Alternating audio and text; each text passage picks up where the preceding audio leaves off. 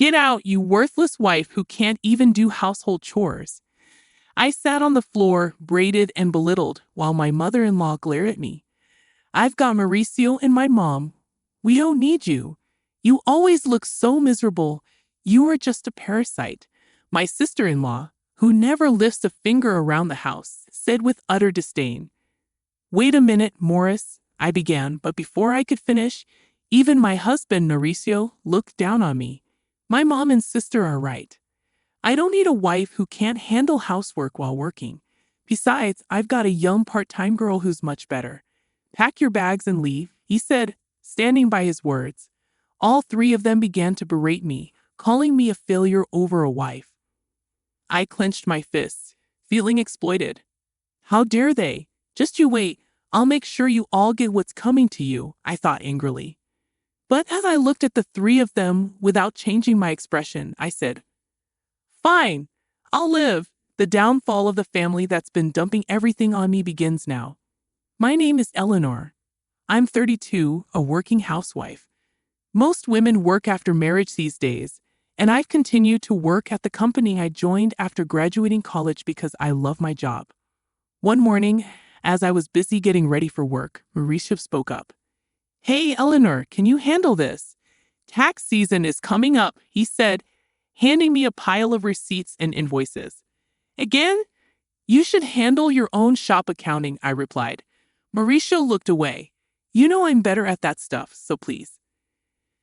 I married Mauricio 5 years ago. He used to work as a clerk at a restaurant that I occasionally stopped by.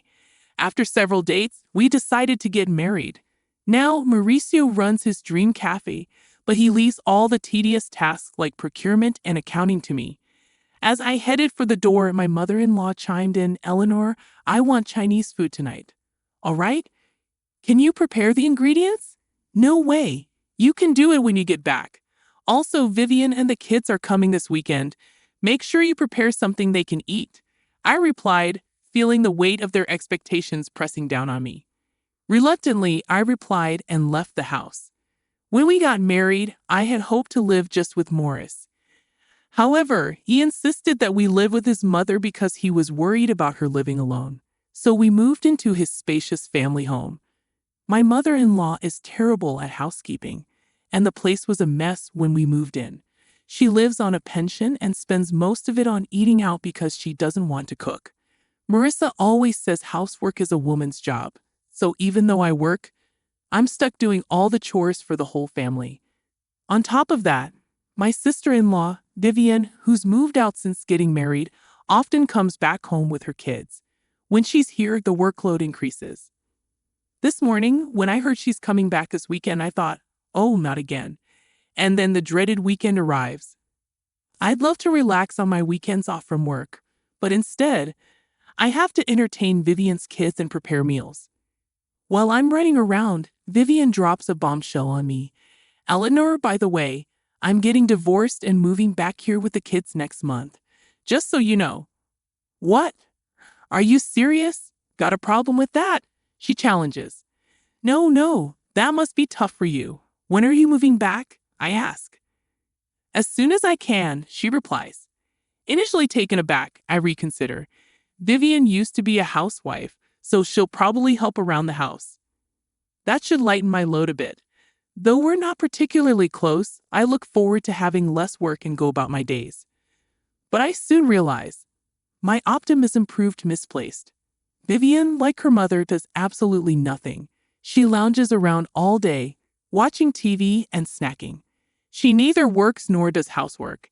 Apparently, her neglect of household duties was a major reason for her divorce. Now I have to do all the chores, including making meals for her picky kids and getting them ready for kindergarten. As time passes, my job gets busier with a new project requiring more overtime and early starts. The house becomes increasingly messy. Coming home to a chaotic house is utterly disappointing, and yet everyone keeps asking, when's dinner? Or you're so slow. To make matters worse, I start getting passive-aggressive comments from Vivian and my mother-in-law. Eleanor, the laundry is piling up. Just because you work doesn't mean you can slack off. My mother-in-law scolds. But I'm busy too. As I try to argue, Vivian cuts in, talking back to your mother-in-law. You're so bold, Eleanor. And you've been buying all the meals. That's not good for the kids. If you're home, can't you help out a bit?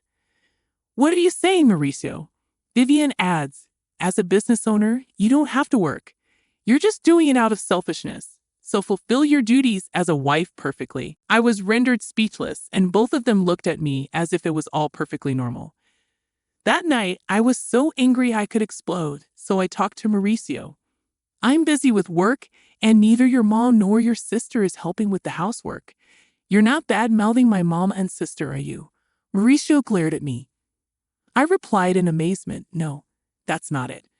But I can't handle all the housework by myself. If you could help me a little. I'm busy running a business.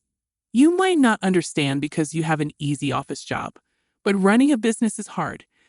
Besides, housework is a wife's job, isn't it? Don't expect me to do it, he retorted, then went to sleep, leaving me to stew in my thoughts. But then an idea came to me. I quickly grabbed my phone and made some online purchases before going to sleep. A few days later, a bunch of new appliances arrived. A new washer-dryer, a cleaning robot, and kitchen appliances with automatic cooking functions. If no one's going to help me, I might as well make my chores easier with some handy gadgets. As the delivery guys were bringing in the washer, my mother-in-law and sister-in-law showed up. You bought a new washer without asking.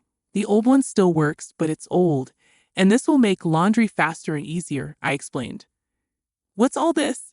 A cleaning robot and cooking appliances?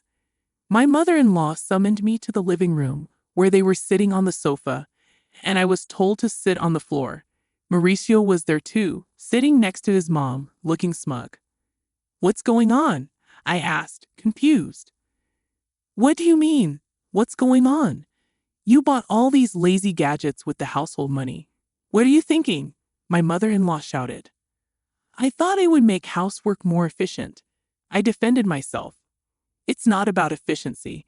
People these days rely too much on machines. My sister-in-law chimed in. Exactly, Eleanor.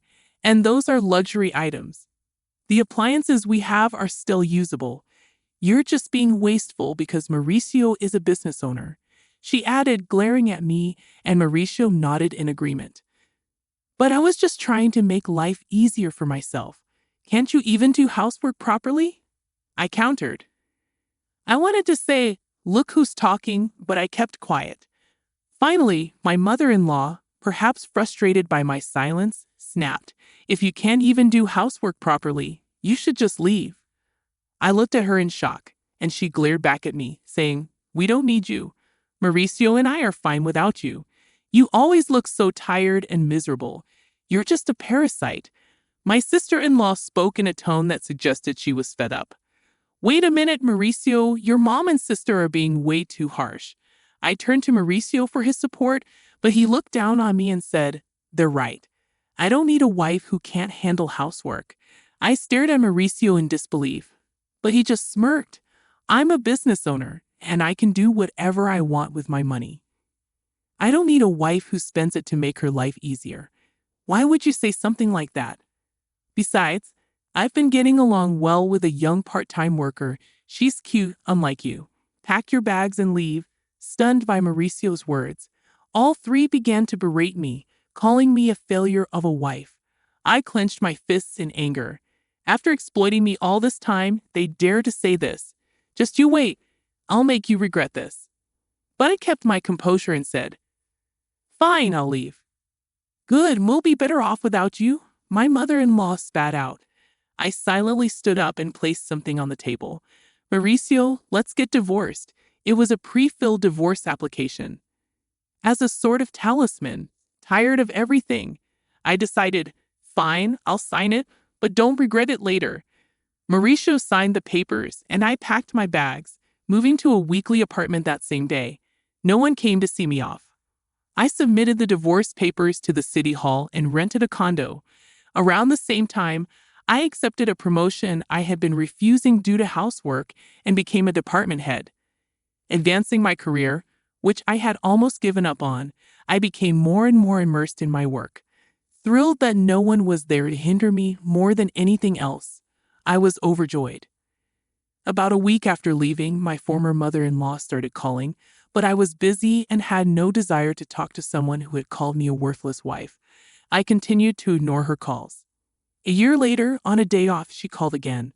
Thinking it was time to settle things, I answered, "Hello. Eleanor, you finally answered. How could you ignore me for over a year? What do you want?" she inquired. "Well, how are you doing? Are you okay?" Her probing questions seemed insincere. "I'm doing great, working hard in my own apartment. I've been promoted and my salary has increased. I'm living comfortably," I replied straightforwardly. "Is that so? Would you consider coming back?" Her tone was almost pleading. "Why now?" I asked, shivering. "We're in trouble. We're running out of money." I couldn't help but smirk as I responded, "Oh, Mauricio's shop isn't even making an $11,000 profit, huh? And neither you nor your daughter work, so that makes sense." "Eleanor, you knew?" she asked incredulously. Yes, I knew. Mauricio's cafe was only making about $800 a month in profit. I was the one handling the finances, so of course I knew.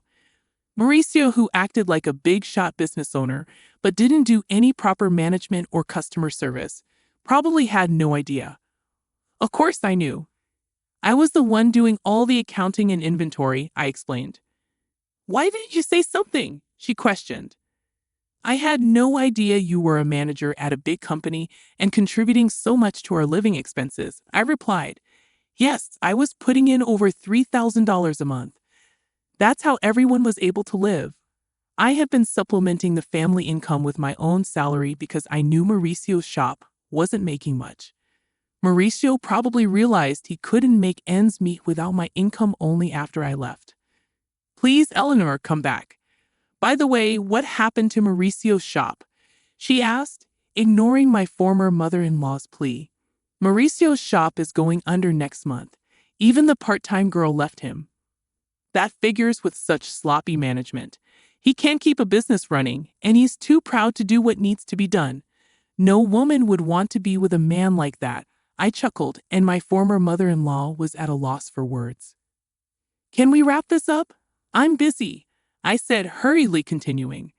"Also, the house has been a mess since you left." According to her, the house was in chaos because no one was doing any housework. The house was cluttered, no one was cooking, so they had to buy food, and they couldn't even afford a new washing machine.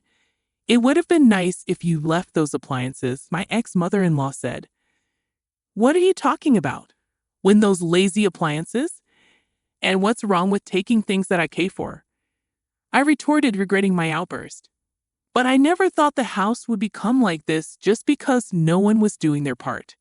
Getting a bit irritated, I asked, "Isn't it strange that 3 adults can't manage the housework? What are your daughter and Mauricio doing?" She lowered her voice. "Well, Mauricio is sulking at home all day, doing nothing since he found out his shop isn't making any money. Really, he said he could do whatever he wanted with his money because he's a business owner. And Vivian won't work, no matter how much I tell her. She doesn't do housework, and she even asks me for pocket money for herself and her kids. My pension is running out." "Really? Your daughter told me she didn't need me because she had you," I said coldly. My former mother-in-law tried to butter me up again. "Please, Eleanor, my pension isn't enough for the 3 of us anymore. I have no intention of going back to that house. Your children are quite the parasites, aren't they?" She was speechless. As I was about to hang up, she continued, "Eleanor, we'll change our ways. Please come back. Let's all live happily together again, okay? Live happily with a worthless wife." I cut her off, saying, "We are family. Help us. We can't even pay the property taxes anymore. We'll have to sell the house. I have neither the obligation nor the desire to help you figure it out yourselves. Goodbye from your worthless wife." Ignoring her ongoing wails, I hung up and blocked her number, sipping my coffee in my clean apartment. I chuckled. 3 months later, I happened to pass by Mauricio's cafe. It had become a vacant storefront. It seemed he really had gone out of business. Even their family home was listed as sold. According to a former neighbor, I ran into the three of them who had sold the house and fled, now living in a cramped apartment nearby. They were a constant neighborhood nuisance, always fighting and even sticking up the place. Complaints were piling up. All they had to do was work hard and take care of their home without relying on others. But they didn't, which was so like them. I looked at their former home with detached eyes and walked away.